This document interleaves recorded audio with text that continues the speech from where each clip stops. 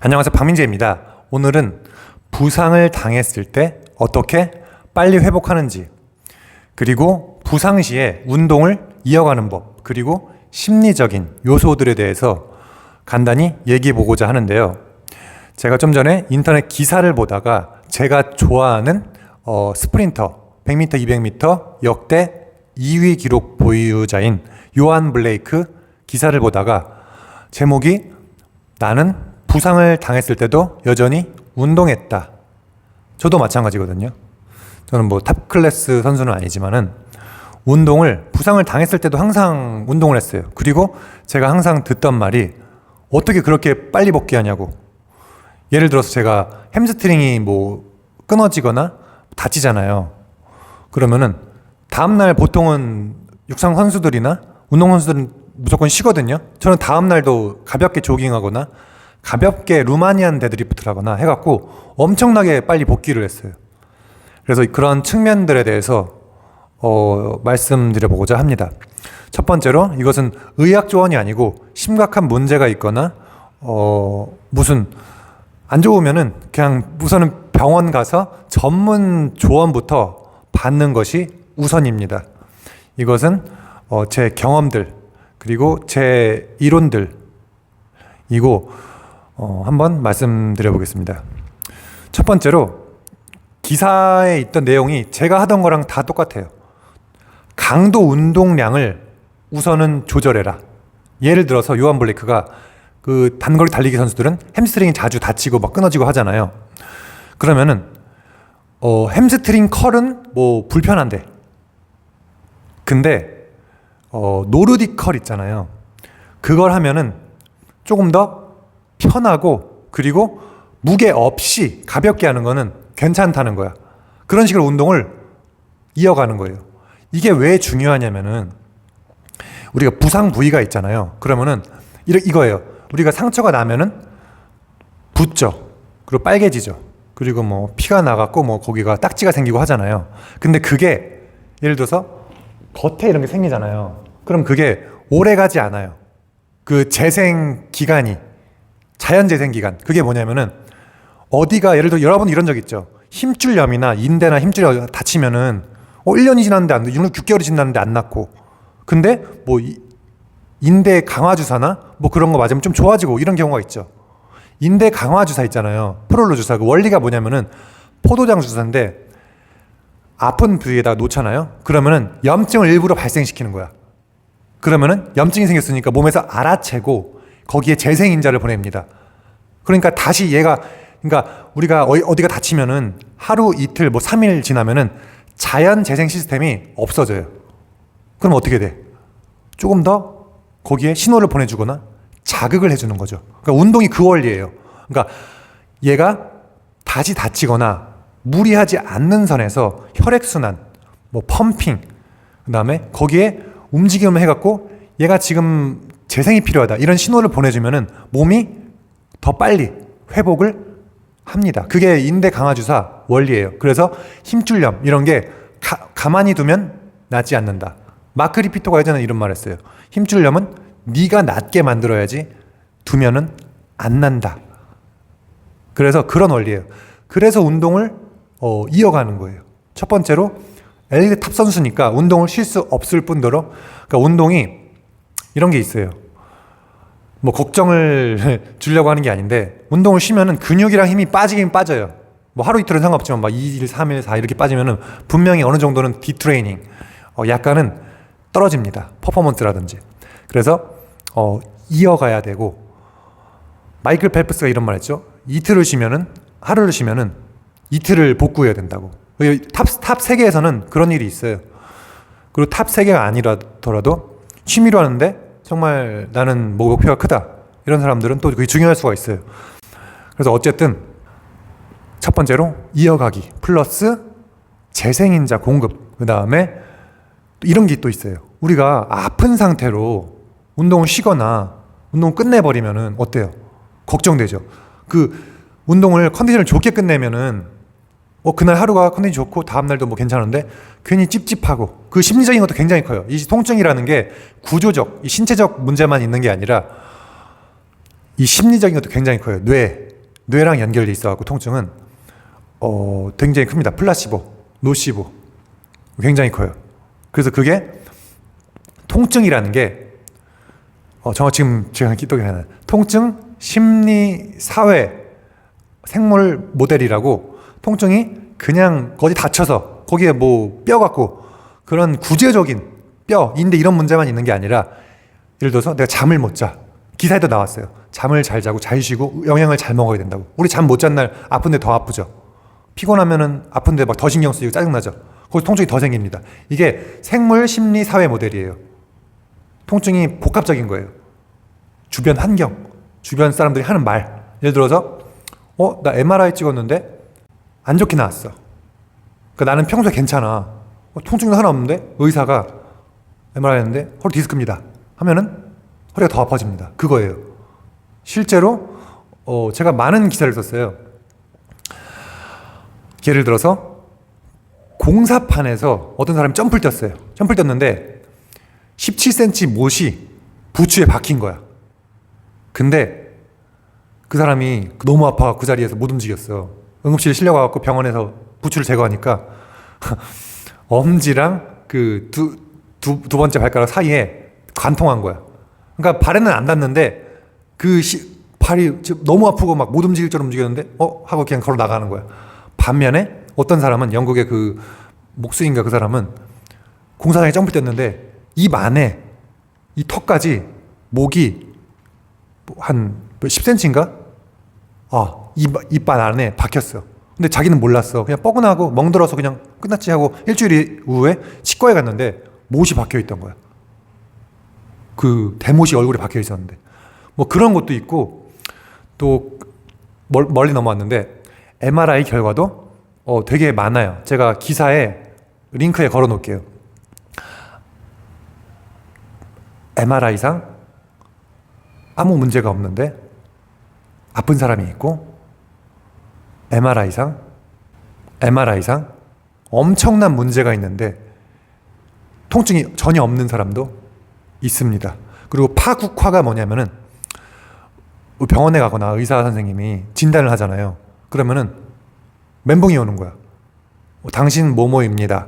나는 지금 좀 괜찮았는데 괜히 뭐뭐입니다. 진단을 받으면은 이게 파국화가 일어나. 이게 멘붕이 오는 거예요. 쉽게 말해서. 그런 현상도 굉장히 이 심리적인 것이 중요합니다. 다시 본론으로 주제로 넘어가서 첫 번째로 강도랑 운동량을 조절해라. 왜냐하면 그 부위에 역치 수준이 낮아지는 건 맞아요. 예를 들어서 아까 맨몸 운동이나 가볍게 하면은 그 커리, 햄스트링 커리 괜찮다고 했잖아요. 그러니까 예를 들어서 내가 오늘 맨몸이나 3kg만, 5kg만 노르딕 컬을 해. 어제 다쳤는데 이건 괜찮아. 약간 불편하긴 해요. 다음 날은. 그러니까 약간 괜찮은데 통증은 더 이상 더 커지진 않고 약간 뻐근하긴 한데 괜찮다. 그럼 괜찮은 거예요. 그게 보통 재활하는 그런 원리예요. 그런 식으로 강도 조정하고 그다음에 운동량, 볼륨, 세트 횟수를 평소에 내가 10회 3세트, 4세트, 5세트를 할 수 있었는데 다음 날은 보수적으로 한 세트만 그냥 하고 그냥 기본적인 오늘 한 세트라도 했네? 그리고 실제로 한 세트 해갖고 혈액순환도 되고 그런 식으로 조절해주자. 왜냐하면 그 부위의 역시 수준이 낮아있긴 하다. 약간의 부상이 있고 약간 마이크로티얼 그 미세 손상이 있기 때문에. 두 번째로 편한 운동 가동 범위를 바꿔보자. 예를 들어서 제가 저번 주 금요일 날 넘어져갖고 무릎이 많이 부었었어요. 그래갖고 한 30분 지났는데 그 자리에서는 당연히 한 10분, 15분 못 걷고 그냥 앉아 있었고 그리고 집에 왔는데 한 30분밖에 안 지났는데 무릎이 탱탱 부어갖고 가동 범위가 하프 스쿼트? 한 요 정도밖에 안 나왔어요. 뭐 크게 걱정은 안 했어요. 약간은 그래도 다음날 풀 스쿼트를 못 하겠다 이런 건 있었는데 크게 걱정 안 했고 다음날 아침에 좀 움직이고 아침에는 또 어떻게 했냐면 제가 운동을 했어요. 우선 상체 운동부터 하고 걸어다니면서 이제 혈액순환이 되니까 몸이 풀려 이제 붓기가 좀 빠져. 그 다음에 무릎을 안 구부리는 스티프 레그드 데드리프트를 했어요. 그리고 또 가족들이랑 밥을 먹고 와서 저녁 때니까 또 무릎이 좀 더 풀렸어. 가동범위가 좀 더 나와. 그러면은 그날 제가 또 무릎을 덜 쓰는 로우 바 스쿼트를 했습니다. 괜찮아. 평소같이 못 앉았더라도 됐어요. 어쨌든 했어요. 무게도 약간 줄였고 다음날 또 가동범위가 좀 더 많이 나옵니다. 그리고 오늘 월요일날 또 이제 거의 다 났어요. 이제 제가 보기에는 하루 이틀이면 완전히 또 나요. 이런 식으로 가속이 붙어요. 운동을 아예 쉬는 게 아니라 그날도 약간 뻐근했거든요. 무조건 따라하라는 건 아니고 저는 일단은 제 목표가 매일매일 운동을 하는 거기 때문에 목표도 제가 좀 높고 그래갖고 운동을 좋아하고 또 쉴 수가 없어갖고 어쨌든 저는 했는데 저는 이렇게 했습니다. 이런 식으로 계속 이어가요. 예를 들어서 제가 그저께도 벤치를 하는데 팔꿈치가 불편해요. 그래서 3세트째 제가 그 운동 일지도 적어놨거든요, 인스타에. 근데 3세트째 운동을 그만할까 말까 고민했어요. 내일을 위해서 그냥 아낄까. 그러다가 뭔가 그냥 더 하고 싶어. 그래갖고 이상해갖고 그냥 다리를 올리고 벤치를 해봤거든요. 근데 팔꿈치 통증이 또 없어졌어. 그리고 오히려 기분 좋게 없는 상태로 끝내니까 또 집에 갈 때도 컨디션 좋고 다음날도 또 팔꿈치 좋은 상태로 이어집니다. 그런 식으로 운동 계속 이어가는 거예요. 예를 들어서 내가 팔꿈치가 이렇게 하면 불편해. 그럼 넓게 잡은 다음에 가슴으로 무게를 좀 더 받을 수 있게끔. 가슴은 이렇게 쓰면 팔꿈치 더 많이 쓰는데 이렇게 하면 가슴이랑 어깨를 더 많이 쓰죠. 그런 식으로 어떻게라도 이어가요. 그래도 하다 보면은 또 혈액순환도 되고 내가 또 벤치를 했다는, 그리고 뭐 그런 기분적인 거, 뭐 심리적인 거, 뭐 뇌적인 거 해갖고 이게 반복이 이렇게 좋은 현상으로 계속 이어져요. 하다 보면 어느샌가 아픈 데가 나도 모르게 안 아파요. 그래서 저는 경력도 굉장히 많지만 예전에는 저도 막 걱정하고 막 이랬어요. 근데 지금은 경력이 되게 많아지고 이제 날 것을 알기 때문에 막 크게 걱정을 안 해요. 예를 들어서 내가 상체 만약에 못하게 돼. 너무 불편해서. 그러면 하체 운동하면 되고, 하체 못하면 상체 하면 되고, 그런 식으로 마인드셋을 하는데, 보통 운동 경력이 적거나 이런 아파도 어떻게 낫는다는 것을 원리를 모르시는 분들은 스쿼트 해갖고 병원 가고 하면 일주일 쉬고 막 한 달 쉬고 두 달 쉬고 막 그렇게 되잖아요. 그리고 또 떨어지면은 돌아왔는데 예전보다 무겁고 막 괜히 막 아픈데도 근육이 빠지니까 막 더 아플 수도 있고 막 그런 악순환이 생기기도, 운동 막 재미없어지고 그런 악순환이 생겨요. 그리고 운동을 또 쉬면은 또 허리랑 무릎 아파지죠.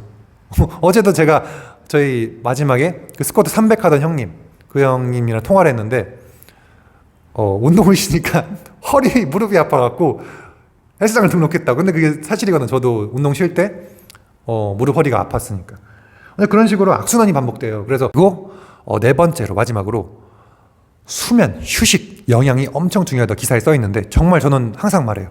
어디 아프세요 하면 잠 잘 주무셨어요? 잘 주무세요. 잘 때 호르몬, 성장 호르몬도 분비되고 아픈데 우리 잠자면 피부 좋아지잖아요. 잘 자면은. 못 자면 피부 안 좋아지죠. 안에서는 똑같이 일어나는 거예요. 관절에도. 관절이 염증이 빨리 없어지고 회복이 빨리 되고 똑같아요. 그러니까는 잠 잘 자야 되고, 또 예를 들어서 설탕이나 뭐 염증이 많이 생기는 뭐 음식들 있잖아요. 당이 높거나 그런 음식을 너무 많이 먹으면 또 몸 안에서 염증 수치가 높아져 갖고 관절이 더 안 좋을 수가 있습니다. 예전에 그 박재균 역도 선수랑 대화를 하다가 이런 얘기가 있었어요. 형, 저도 설탕이랑 줄이고 어깨랑 막 관절 아픈 데가 뻑뻑해진 게 줄어들더라고요. 저도 항상 느껴요. 정말 이거 커요. 생각보다. 그래서 제가 만약에 어디 안 좋다 그러면은 바로 다이어트 더 신경 씁니다. 평소에도 그렇게 하는 게 좋지만은. 그래서 수면, 잘 쉬기, 스트레스 줄이기, 영양 엄청나게 중요합니다. 마지막으로 이렇게 써 있어요. 또 기사에도 나는 이렇게 한다. 당신은 먼저 프로페셔널 메디컬 어드바이스를 먼저 받아라. 의사 조언을. 나는 이렇게 한다. 그러니까 여기서 제가 이렇게 해갖고 무조건 따라해갖고 혹시 안 좋은 일이 또 생길 수도 있고, 또 그게 또 정답은 아니기 때문에 이런 식의 운동을 저는 이어갑니다. 제가 이 원문이랑 또 제가 부상에 대한 기사를 예전에 썼었는데 그것도 같이 링크에 걸어드리겠습니다. 그래서 이런 식으로 저는 운동을 계속 이어가요. 그리고 마지막으로 또 이게 오해가 될 수 있는 게 잘 판단해야 됩니다. 예를 들어 저도 이래요. 한 5세트, 한 4세트 하고 나서 뭔가 4세트, 5세트를 잘 채우긴 했는데 6세트 하면은 뭔가 느낌이 안 좋을 것 같고 뭔가 다음날 운동에 지장이 있을 것 같아요. 혹은 일주일에 이거 한 세트 때문에 지장이 생길 것 같아요. 그러면은 안 합니다. 아까 그 말씀 형님이 이런 말씀을 하셨어요. 아, 느낌 안 좋으면 안 하는 게 낫다고. 그것도 어떻게 보면 맞는 말이에요. 그래서 잘 선택해야 돼요. 보수적으로 하되, 목표는 이때. 보수적으로 하되, 제가 이 영상을 만든 이유도 다운되지 말고, 그냥 아프거나 이러면은 이런 원리를 어느 정도 적용할 수 있다. 그리고 너무 다운되지 말고, 오히려 운동했는데 컨디션이 좋고 허리가 좋아지고 무릎이 좋아지고 이런 경우를 굉장히 저 또한 많이 겪었고, 제 회원분들, 주변에 그런 선수들 또 이런 경험들이 굉장히 많기 때문에 가장 안 좋은 게 제가 보기에는 그냥 기분 안 좋은 거, 그게 가장 커요. 그 운동을 뭐 안 좋게 끝내갖고 막 아픈 상태로 끝내거나, 혹은 내가 관절이 안 좋은 상태로 운동을 못 한다는, 제가 일주일, 2주일 쉬면은 그게 굉장한, 그게 어떻게 보면 우울증입니다. 아시는 분 아실 텐데, 운동을 쉬어갖고 막 살찌면서 오히려 막 체중 불면서 막 무릎에 부하가 더 가고, 그 다음에 그 아프니까는 또 운동 또 못해. 이런 악순환을 제가 계속 말씀드리는 거예요. 감사합니다. 그 포인트를 이해를 하셨죠? 그래서 네.